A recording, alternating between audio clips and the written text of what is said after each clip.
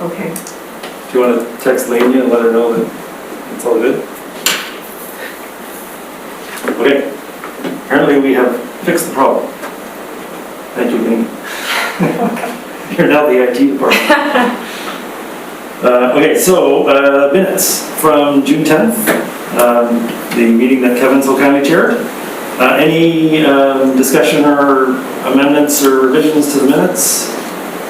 Seeing none, I call for adoption of the minutes from June 10th. All in favor? Thank you. And next item on the agenda is a presentation this evening for 4771 Hammond Bay Road. Lainey's going to present, and do you have to wait for Lainey to get back? Or? I think it's okay. Yeah. So yeah, I'll just introduce the item. So the first and only item on the agenda is development permit application DP 001229 for a multifamily development with 5 units at 4771 Hammond Bay Road. The property is zoned R6 low density residential and is designated neighborhood in the official community plan. It falls within development permit area 9 and the general development permit area design guidelines apply. Okay, thank you. And we have a number of people on the screen from the applicant's team. I'm not sure who's going to be presenting, so. Yeah, I can start it off if we're ready. Okay, thank you, Peter. Okay, am I able to share my screen? I can put a few of the key drawings on a slideshow. Yeah. Let me see if that'll work. You should be able to share it. Okay, it looks like I've got the option there. There we go. Can you guys see that? We can. Excellent. Well, thank you for allowing us to present at this evening's meeting. I'll just briefly introduce the members of my team I've got here with a bit of an agenda. We've been asked to try and keep it to 10 minutes, so we'll try and do that, and then we'll be available to answer any questions you may have. So I'll introduce the general site design. My name is Peter Hare. I'm one of the owners of the property. We also have Peter Stevlin with us. He is another one of the owners. He won't be actively presenting. He's just here for moral support today. We also have Harvey Hatch, who will be presenting on the building design. He's our main architect for the project. And we also have Alyssa with the landscape design. She's our landscape architect. And then I'll touch on the variance requests at the end. Is that agenda okay with anyone, or is there anything else that you specifically want us to cover? No, that sounds good. Okay. And also, just firstly, thanks to Lainey for her help getting us to this point. I know we've been through a number of planners and over the last few years, and Lainey has picked up the baton very elegantly and really helped us to get to this point. So thank you for the support. So just a brief overview of the site. We are on Hammond Bay Road, as many of you will know. It's a fairly major collector in North Sonoma. This is just a high-level overview of the proposed buildings and where they sit in relation to the adjacent properties. You may have seen on the agenda package the 2 properties to the east and west, both zoned R4. This is R6, so it's a similar kind of density, and then there's R1 properties behind single family, and they're up the hill. This lot slopes quite a fair distance from the left to the right on the screen here. So this is just one of the plans from the agenda package. It's the landscape plan. I just thought it was the best one to show the high-level overview. We've got a main access drive coming in off Hammond Bay Road, and what we call carriage court, just this little internal access road that's just strictly to service the 5 buildings. All the garages come off that driveway, so there's only one entrance onto Hammond Bay Road. We have on the bottom of your screen there, on the western side, we have a 6-meter city right-of-way which houses a storm and a sanitary sewer that services the property behind, so that's kind of off limits. We've had to adjust the driveway grades a couple of times. We originally had it over the right-of-way, but it didn't work due to some conflicts with the sewers. So in consultation with the engineering department, we've moved it to its current location. The grades were a bit tricky to try and fit within the engineering guidelines for maximum grade changes and things for fire access.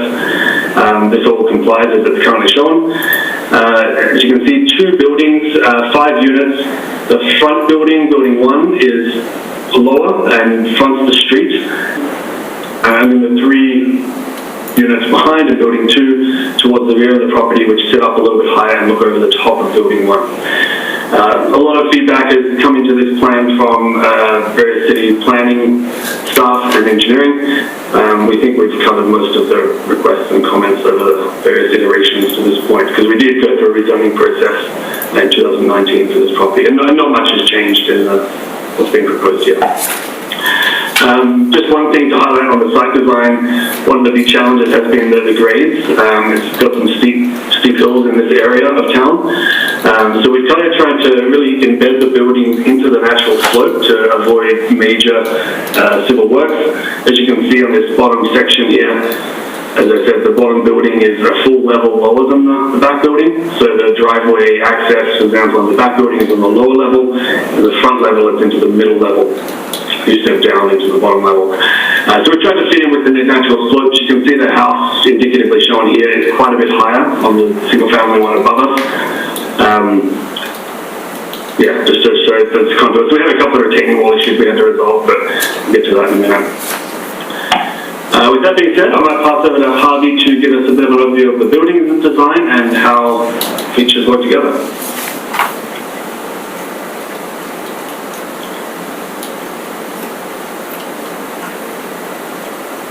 Harvey, I think you're on mute.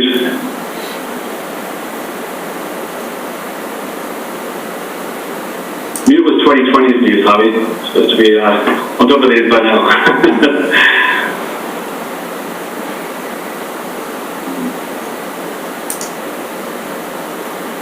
How's that? Can you hear me? Yes. Hear me now? Okay, great. Sometimes I do better on mute, but you know. The challenges that Peter touched on that we were faced with was the slope initially, and how to set it into the site and come up with the design objectives that we were looking for. There are basically 4 of them. We wanted, of course, to fit into the natural slope that was there. And as far as the building design goes, the best way to do that was to actually not only step buildings on the site, but step each building within itself. So what we did was we brought, because the parking access was coming up between the buildings, we brought the access into the upper building on the lowest floor, and building 1, which is the lower one, we brought that parking on the main floor, the upper floor. And that gave us a level sort of contact with the driveway. The other was that we wanted to relate it to the public street, Hammond Bay Road. That's one of the design guidelines, and to do that we wanted to bring the main floor, one of the main living floors, down to the level of the street, so it's quite a drop over the whole site. So we brought the building 1, first one, down and then went up from there. The second floor became the access to the parking, and then onto the roadway. The other we wanted to project was the sort of fitting into the context of the neighborhood. We wanted to preserve the view from the neighbor that was up above us. So dropping the buildings again helped that. There's a section that indicates, and you can pretty well see that they're able to see past us out into a long-range view. So the use of that natural slope helped us to kind of overcome the challenges there.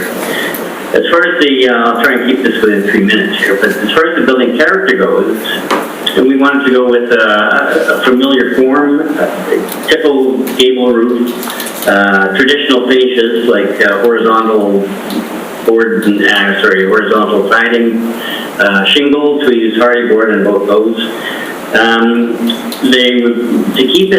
To try and bring it down to more of a pedestrian level, we've accentuated the slope of the roofs. We brought, in a few cases, the fascia board down as far as we could, sometimes right down to the first floor. The roof, we wanted to provide enough view from within the site down over the water to the north, and I think the best way to do that was to do roof decks, but we didn't want roof decks to spoil the look of the building, so we took them into the roof line itself. And that was achievable by not ruining the style of the building. We still have that cottage look. The facades were punctuated with bay windows, recessed balconies, and highlighted barge boards at each floor. The materials are sort of consistent through the project. We've used horizontal siding throughout, but the colors have changed. So there's a theme that carries on as far as the form and design goes, but the buildings are distinguished from each other by the use of different colors. I think we tried to avoid the use of a gingerbread or a kind of a false decoration where we would put on lots of knee braces and extra little gable pieces, etc. So we've simplified as much as we could of the actual building form without putting a lot of sort of gingerbread clutter on it. Internally, we've just kept things like bike storage, garbage storage inside of the building itself, so we just prevent any sort of clutter from on the site itself. And just to touch on the septic quickly, the project is secure from all of the perimeters except for where the vehicle access is. Outdoor areas, the whole thing lends itself to sort of passive surveillance, both around the site and within the site. So there's a lot of overlook and sort of eyes on the street to the whole area. And the spaces that we've chosen that face the street and the other property lines, we've put enough patios in there that it'll be seen to be owned by the people. It won't be like no man's land that people can think they can kind of move into or hang out at. And I think that's it. I'll probably save the rest for any questions that we might have.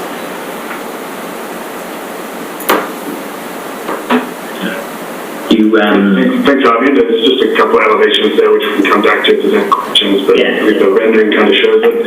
So now I'll hand over to Alyssa to touch on the landscape design. Great, thanks.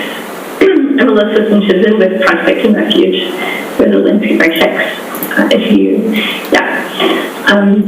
So I guess the first thing about that I want to talk about is the connection to the street. So having the front yards have gates that address the street to create more of a walkable feel, to contribute to the street presence, and sort of a front yard feel with some sort of stone walls in the front yards and gates. And we also have sort of a shared driveway access, so the driveway's all permeable pavers, and then there's a stamped concrete walkway that's flush with it's all the same grade, but it allows for sort of, the feeling of a separated walking area to encourage walkability. In terms of the individual units, everyone has generous yards. They've got some planting, they've got a little bit of lawn. The aspect, that we have sort of open on the west side allows us to create some lawn areas, even though it's a little bit sunken in the back of building 2, and it's on the north side of the building on building 1, but we think we'll get lots of light in there for grass. And they're really, because the building 2 is stepping down from the property to the south, so there's some screening along there, and then the grade separation really helps create a private backyard feel. And then along the east side, we've got a planted buffer. On the west side, where that right-of-way is, because it's a civil right-of-way, we're just proposing to hydroseed it with sort of a low-maintenance mix that can be mowed a couple times a year just to keep it under control, but otherwise to provide some habitat value. We'd love to plant some trees in there, but I think the reality of civil right-of-ways is that you can't put anything that's going to have significant plant material in there. The entire site, the main driveway is all permeable pavers. The patios are also permeable pavers, as are the walkways in the front. I've got some pictures of what those look like. There's some significant grade changes that it's worth talking about. At the end of the driveway, it's about a 10-foot wall between the right-of-way and the parking lot. So that area, it doesn't provide opportunities for access to that right-of-way area. Is quite a big grade separation.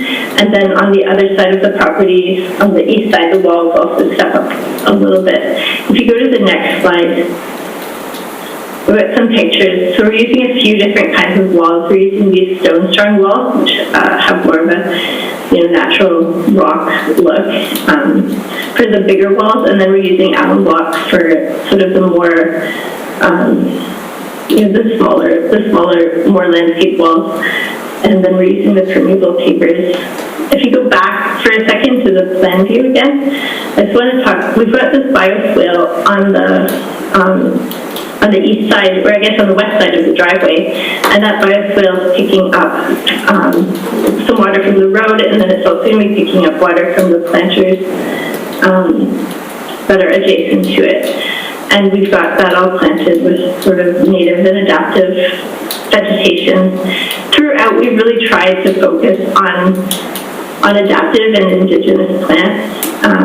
We really like to use the concept, instead of just saying it has to be drought tolerant, we really like to use the concept that it has to be the right plant for the right place, because when, we get areas that are going to be shady and then they're going to be quite moist in winter, and then of course we have long summers with sometimes quite prolonged droughts. So you have to find the right plants that are going to suit those conditions. And so if you look at our plant list, we've really tried to keep it simple but very adaptive in terms of the plant material.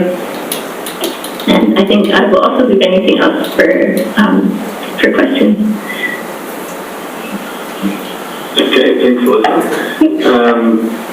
So I'll briefly touch on the variances. I think there was some commentary in the staff comment on the agenda package here, but basically we're looking for two variances in a couple of different areas here. This is just a site plan to show where. So the main one is the retaining walls. Understand that the zoning bylaw permits 2.4 meter fence plus wall combinations. We were a little unclear as to whether these will have fences by the definition of a fence, and that it's just going to be guardrails and hedging on top of these retaining walls to prevent, obviously, falls.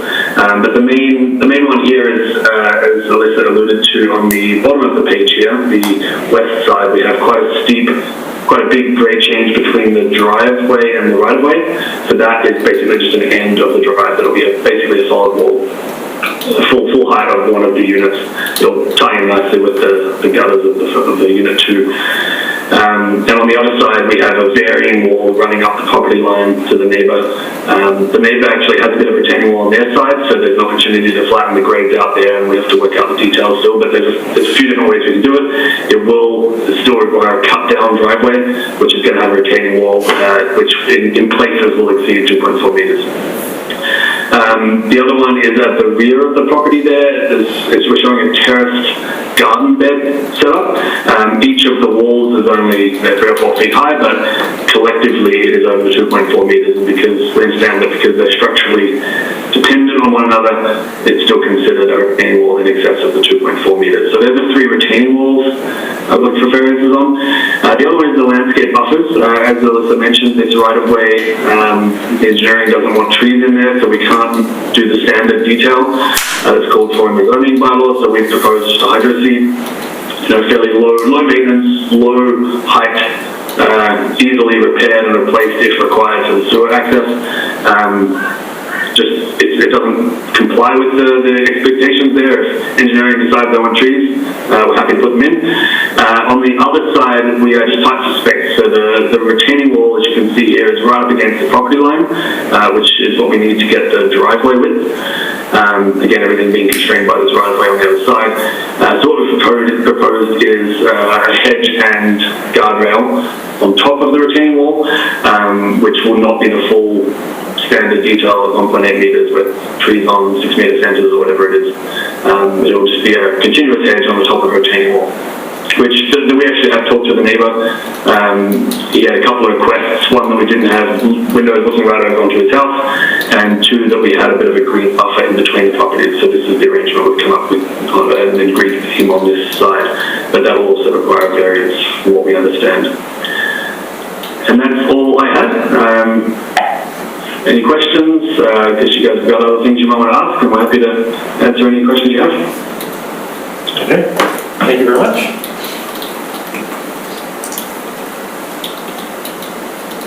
Let me know if you want me to pull up any drawings or any of those slides for reference. Thank you. Okay, to panel members, I will start with my usual, which is any questions regarding the application for staff? Kevin and Kate. Yeah, thanks, Chuck. I have a question for Lainey. The right-of-way, as far as I'm aware, you're allowed to put at least shrubs and bushes and even concrete surfaces, and I'm not sure if the potential is there for even non-permanent structures that might be on pier blocks, such as pergolas. Can you confirm that? So this application has been referred to the engineering department, and they're looking over the covenant right now to see what the language says on what it allows. We're hoping that it's not so restrictive that it says absolutely nothing at all, and that maybe there may be some opportunity to put a paved area or small shrubs that don't require any irrigation, because of course that would require digging. So we're hopeful through review of that covenant that something may be permitted there. Good, thank you. I had the same question, so no question. Yeah. One more comment to that, to Lainey's comment there as well, just further to some of the engineering discussions we've had. Yep. One of the challenges is, as we mentioned, there's no real way to access that area internally. The only access, and we did talk about this idea early on, the only way to access it would be from the street. Currently it is not fenced, the fence ends at the right-of-way, so it's almost, you could call it city land. It's kind of accessible from the street, not from the private property. If we were to put something else in there, the access considerations would have to come into play there as to what is privately accessible, publicly accessible, can we secure it, things like that. Okay. All right, I will open it up to panel members for questions and comments to the applicant. I don't know who to start with. I'm going to start with Marie.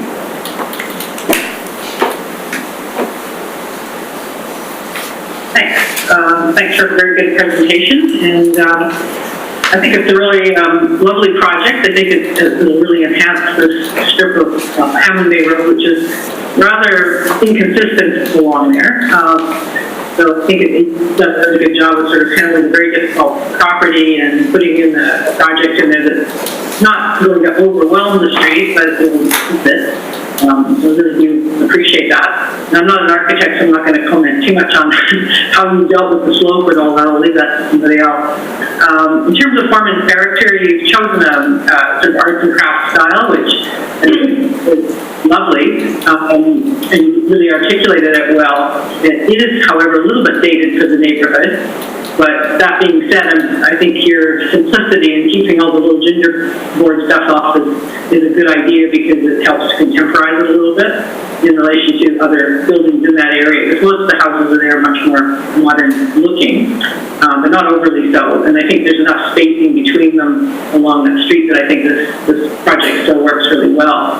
And the one thing about the design that sort of bothered me, I wanted to ask you about, is the Romanesque windows that you've got on each of the units. It's the only rounded arch in the whole project, and it looked a little awkward to me. I really sort of feel like it sort of stands out, glaringly different than the rest of the approach to the building. So I just wondering why that. You're right. They're not craftsman style windows for sure. The reason we did that was that and maybe this was a sales issue, because we've got vaulted ceilings in those top floors there, we thought it would be nice to put in a vaulted window which would go up into the vault, or sorry, a rounded window. I think that was more than anything, just to get more light in and to kind of fit in with the vault. Yeah, I don't know. I understand your point, though. Yeah, maybe even just the same narrow, I see under some of them you've got a narrow window without any panes in it. Peter, have you got that, could you put that up, or just one of the, The one below it on this front building, you know, Yeah. another tall square window. It really sort of stands out to me when I look at the buildings. That's one of the first Right. things I go to, because it's the only curved line in your whole design. Yeah, that's a point, yeah, and the other one that you see on the side is, that's in a stairway that runs up there. Yeah. So, Yeah, I looked at the floor plans to see where they were, and I was yeah, so, trying to figure out why you put them there. Anyway, that would be my only comment. Otherwise, good luck with it. I think it's a great project. Thank you. Thanks, Marie. I will go to Tony. Thank you, Charles, and thanks for the presentation. I think this project will fit in quite well, given its scale, its level of articulation. Commend you on working with a very challenging site slope. You've done an excellent job with that, resulting obviously in the majority of the variances that are being requested here. And the way you've done it, I think that the variances, in my opinion, would be totally acceptable and resulting from the site and your response to it. What I really like most about this, I think, is you've got 5 units here, and you can only see one garage door from the street. I really think that's a very, very positive thing, that they're all screened, and 5 units usually means 5 garage doors. This one is very well done in concealing that, and as a result will, I think, contribute nicely, as I said before, to the streetscape. The style that I will comment on, except to say that the level of articulation and variety of materials, I think is quite good, and I commend you on the design of the project. That's all I have. Thank you. Thanks, Tony. I'm going to go to Kate. Okay, great. Thank you for your presentation. And I'd just like to echo that I'm very happy with how you've oriented the buildings and really bringing those front ones down to Hammond Bay. As you know, in going along Hammond Bay, unfortunately, some buildings haven't done that, and I think this is setting a good precedent in what the city wants to see, reinforcing that street and having those front yards that come out onto the street. I think that you've done a great job of doing that. And I have no issue with the planting palette. I'm happy to see the plants you've included, and also happy to see the permeable paving and the inclusion of the bioswale. Even if it's small, I think it actually creates a nice design element in your project. My only 2 kind of comments are really, I can't quite visualize what that retaining wall on the east edge is going to look like in relationship to the existing property. And so I'm a little bit concerned with the look of that, especially at the street, where it meets the street. And then my other comment is, yes, if you're allowed to put plants, if the conclusion is in that right of way, yeah, go for it. I'd love to see that be a little bit more robust use of that landscape. But if you're constrained to just a seed mix of some kind, I would encourage you to utilize some of these great native seed mixes that are coming out of the island. Spanish Native Plant Nursery has great mixes of wildflowers that are indigenous to here in Nanaimo, and maybe you can play around a little bit more with that if that's your only option. But yeah, and I can appreciate that some of the staff comments about having access to that space, but you really can't because of that grade change of the wall between the two buildings. And as well, I appreciate the constraints you have on providing the pedestrian sort of a more, what do I say, a better pedestrian network. I think you've done the best you can with the limited space you have. And given that you only have 5 units, I don't think you're going to experience a lot of conflict with cars and pedestrians. So I don't really have an issue with that. But yeah, I'm just curious about that wall on that one. Thanks, Kate. I could just show you these. Yeah. It helps. Yes, it does. Actually was requested by Lainey to try and explain this exact issue, because you're right, it is a bit complex. Yes. So there's a couple of sections here. This one here is kind of through the middle of the property, so through the access drive, which you can see sloping back here. So this is the highest point. So the wall at this point is in excess of the 2.4 meters. This is at the back of, it's kind of next to building 2, which is where we showed a mailbox and electric bike charger. So it's kind of up towards the back corner of the property. And then this is a little further forward. This is a cut through off the front building, where it is, I think technically here we've shown it just under 2.4 meters, but it does vary as you go up that hill. It all comes to a point at Hammond Bay Road where there is a lump of soil on the neighbouring property, and how flat we can make that will depend on what they are willing to do. If we were to grade it exactly to that hump, it'll effectively come down to nothing at the Hammond Bay Road, but it may rise fairly quickly to meet that hump. Okay, yeah, actually that's helpful. Yeah, it's helpful to see that. Yeah, I mean, it's not ideal, but you're really constrained on this site. And actually, it just reminded me of one other comment when that right-of-way, even if you're able to plant something that can trail over that wall between the two buildings, that might be helpful and useful as well in softening that sort of internal courtyard driving aisle space. And likewise, if you were able to plan to have anything trailing over that wall that runs on the eastern property line, even though you actually have no space. But, sometimes there's some agreements that can come into place. So that's a really good idea. I think maybe just one, I guess, of our requests along those lines, and I think everyone's touched on it, is we are happy to put more vegetation in that area, and we're generally ambivalent to what it is. Engineering is the, I wouldn't say hurdle, but they would be the people we need to convince, and we'll do whatever you guys collectively tell us to do. Yeah, of course. Okay, well, thank you. Thanks, guys. Okay, thanks, Kate. Kevin? Yeah, thanks, Charles, and thank you for the presentation, Peter, Harvey, and Alyssa. Very nice project. I think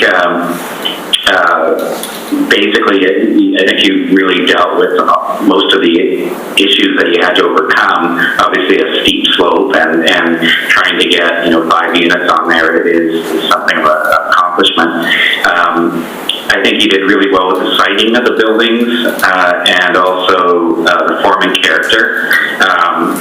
You didn't mention it in your presentation, but it's fairly obvious in the drawings we're looking at that in addition to horizontal siding, there is also shingles. Is that correct? Yes, that's right. Okay, yeah, because I like your balance of materials, the balance of color, and I think it has a real, almost like a beach house feel to it. I think you really hit it out of the park with the form and character and siting. And Alyssa, I like your landscape concept. I'm not is obviously well versed in landscape architecture of Kate, but I've come to know a little bit about it, and I'm glad. I appreciate that you're using plantings that are going to be affected by the winter months, and that this site might not receive a lot of sun in the winter months because of its location. So the only concern I really have is with that right-of-way area and anything that you can do, and I would even support a variance. I would assume that I didn't double check, but building 2, is it the minimum side yard setback on the east side? It is, yes. Okay, because I would definitely support, it's a 3 meter setback, correct? Right, yeah. I would support, a 4-foot variance into there just to get some steps that might be able to go up on the west side of the property to possibly get access to that right away to be used more as an amenity space. And if you have the opportunity to put some non-permanent structures such as pergolas, plantings, create an amenity space, because I just feel over time, no matter how well a strata is run, that area, if it's just going to be grass, it's just going to be, over time, it's just going to grow and it's just going to be neglected. And I would just like to see something much better suited to that area.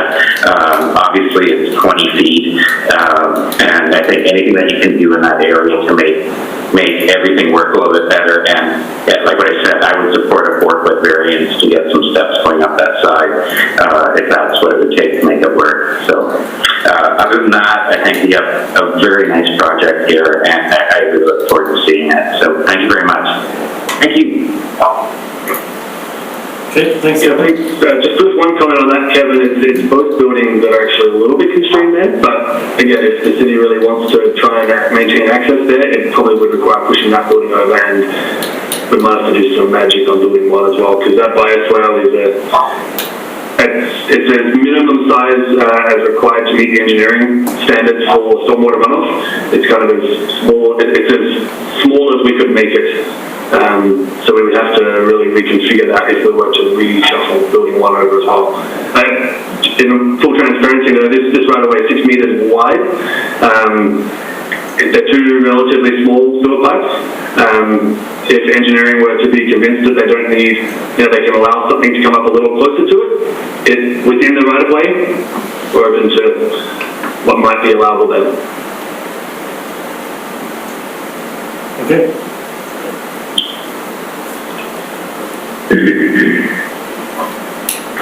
Thank you. Tyler. Sorry. Charles, and thanks everyone for the presentation. Looking forward to the project. Don't have anything to add. I think it's some good info, but since Marie mentioned those windows, now that's all I noticed when I look at the plans, but I'm not sure if that's because I feel the same way or the idea is now there. So, but looking forward to the project, so thank you. Thanks, Tyler. And I will just chime in. As usual, everybody has ticked all my boxes.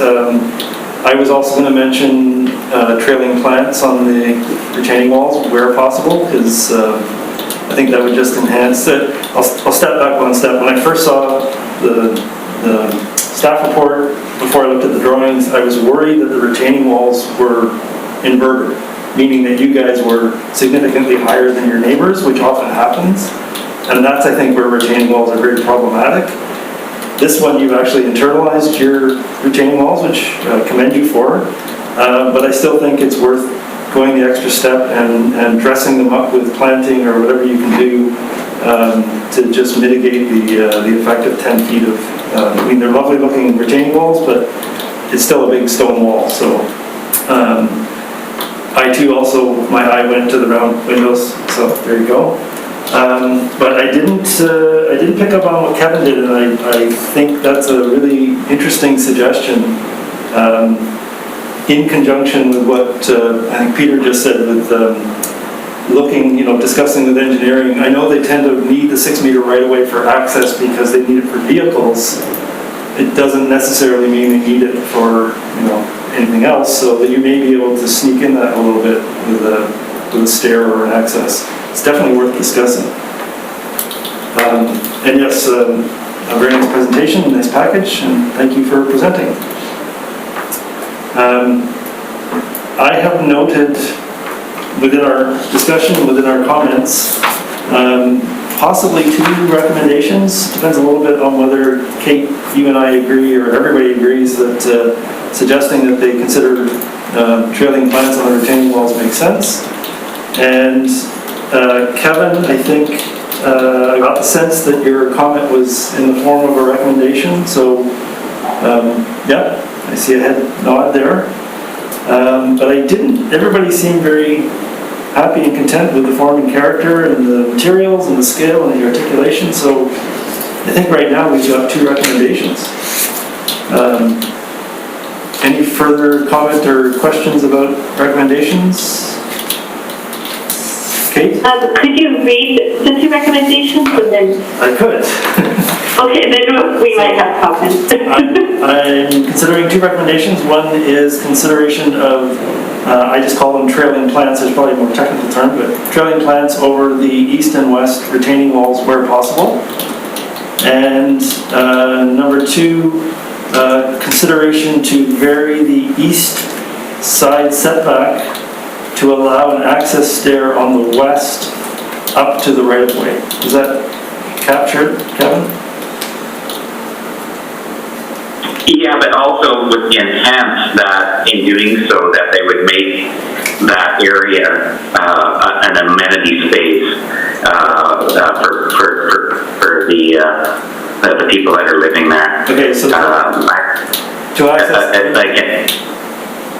access the right-of-way area as a amenity space.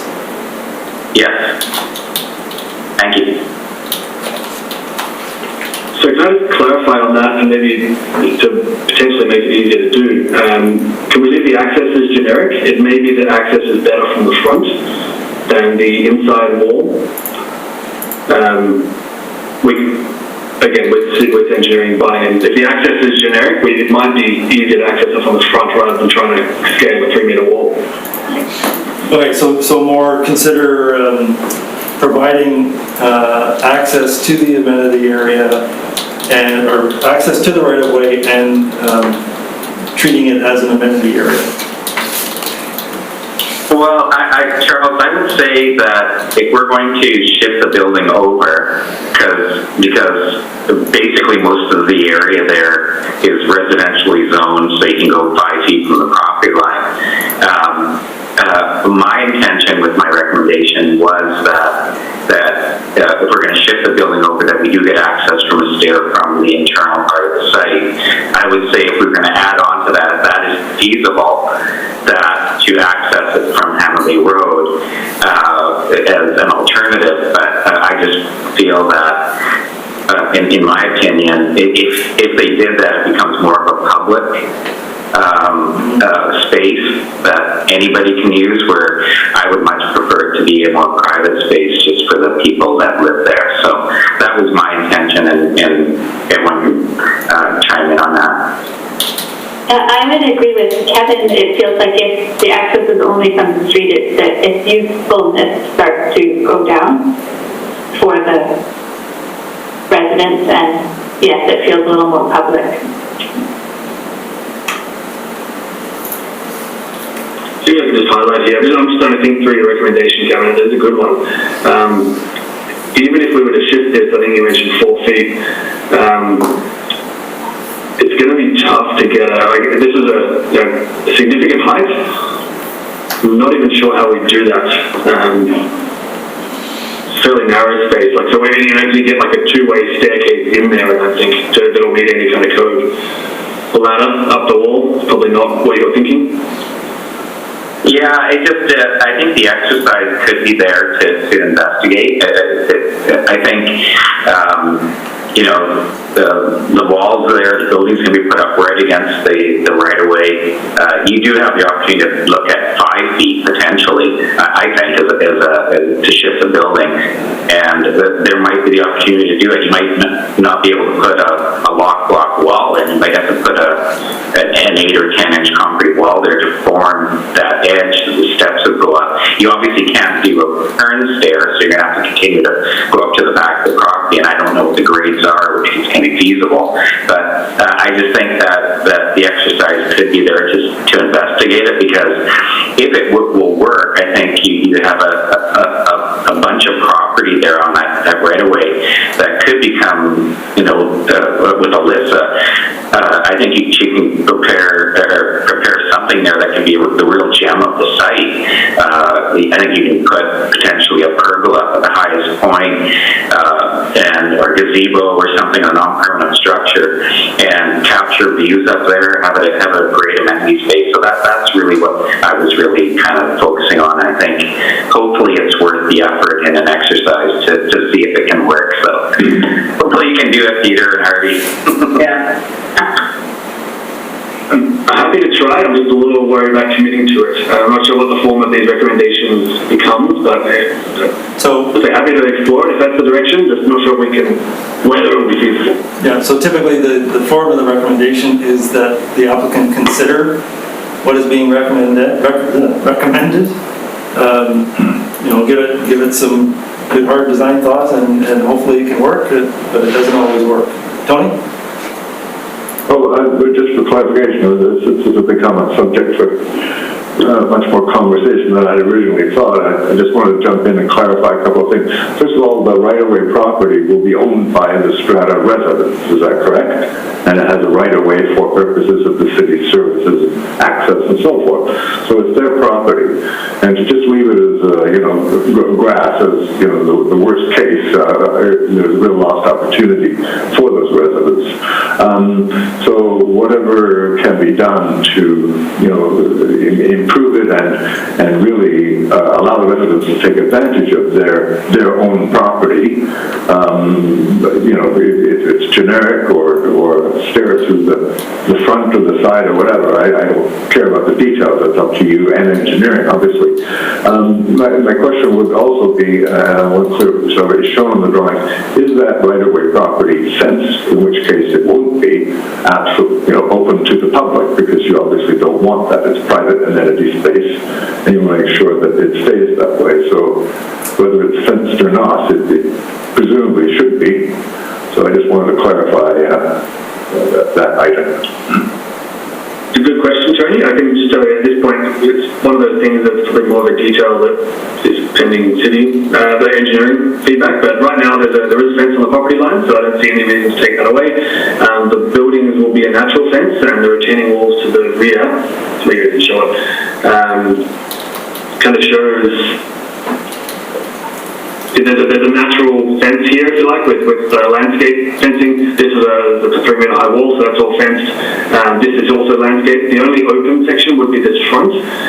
There was if you could see on the plan here, there was a time when we were talking about putting a locking gate there, but then the latest revision actually shows it just being open to access based on the fact that we think engineering wants to access it whenever they want. If they're okay with some kind of continuation of this stone wall, that could be a fairly easy addition to add that access for residents, whichever way. Okay. Thank you. So, it's interesting actually, because normally we try to make recommendations somewhat generic and whatever. This one's getting quite specific, but I think it's necessary. So I'll just recap. So currently we're discussing 2 recommendations. I think the first one's the easy one, the trailing plants over the east and west retaining walls where possible. The second one, I varied the wording slightly to say, consider varying the east setback of building 2, so we're getting very specific, to provide internal access stair to the right-of-way area and further develop the right-of-way as a shared amenity space. I see nodding heads. Okay. With that, could I ask for one of my colleagues to put a motion on the table? Kevin? Yeah, I would make a recommendation to accept the application as presented with support for the variances and those 2 recommendations. Thank you. Tony's second. Any further comments, discussions, questions? Seeing none? Can I just ask one question, Charles? This is maybe a point of procedure for Lainey. The staff comments that were in the agenda package, do they form part of the recommendations, or is that something that you guys would endorse or it would come through further details? Because there were we would have some comments to those comments, but if they're not going to be part of the recommendation, then it's a non-issue. They won't form part of the design panel recommendations, but they are still points that you will continue discussing with staff. Thank you. Okay, right, no more further questions or comments, so I will call the question. All those in favor? And anyone opposed? None opposed? All right. Thank you very much for your presentation. Thank you. Thank you for allowing me to join. Thanks so much, guys. Okay, so next on our agenda, we have other business, and we have added to that category, I guess it's kind of an internal discussion about future meetings, the format or whatever of future meetings. So I think Lania can give us a little update about what you mentioned at the start. Absolutely. So should this, sorry to jump in, should this be more in camera or should it be discussed publicly? I don't know. Oh, no, this is perfectly fine if it's public. Yeah. Yeah, it's just an update on that. If you're gonna have questions, we can adjourn. Would you want to adjourn and then? Sure, yeah. Okay, why don't we, yes, we will adjourn the meeting and then we can have an off-camera discussion, in camera, whatever, after that. So, Motion to adjourn. thank you. All those in favor? All right, we are adjourned.